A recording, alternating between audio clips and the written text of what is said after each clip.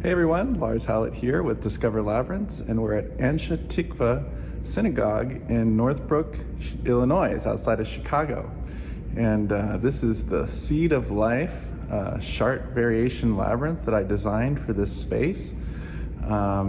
It's really an incredible project because it's centered in a Jewish center for recovery and healing. And you can see that the Seed of Life reflects the tree of life that is there at the center of their worship space.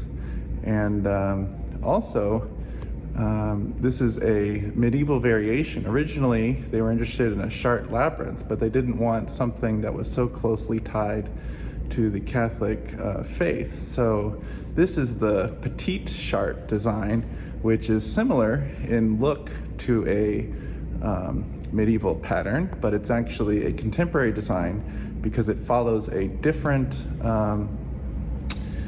sequence of turns into the center. That's not the archetypal chart pattern, which is exactly what they wanted. So we didn't include the lunations, no lunations, but I did make the border a little wider to frame the labyrinth.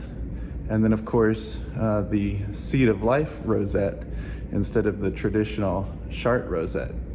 Also originally interesting, they wanted, the architect had centered the labyrinth between these two doors in the middle of the room. But when I saw the plans, I thought, no, you need to move the labyrinth up into the space so that it will be more in the front of the worship space, and then that also allows for better flow around the labyrinth. If this had been centered in the room, people would be walking, across the labyrinth, perhaps even during events.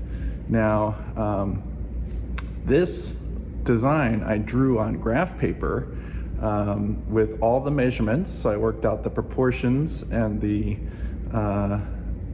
details. And then a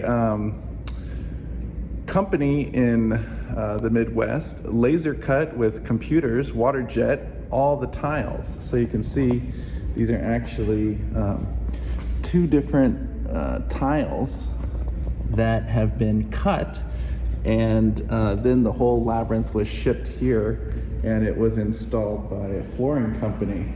But the precision is really incredible. You can see that it's very precise.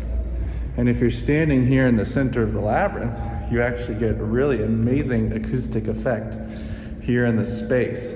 Hello! So that's very sweet. And Rabbi Rob, who was the one who envisioned this and brought the labyrinth into the synagogue here, is an advanced trained labyrinth facilitator.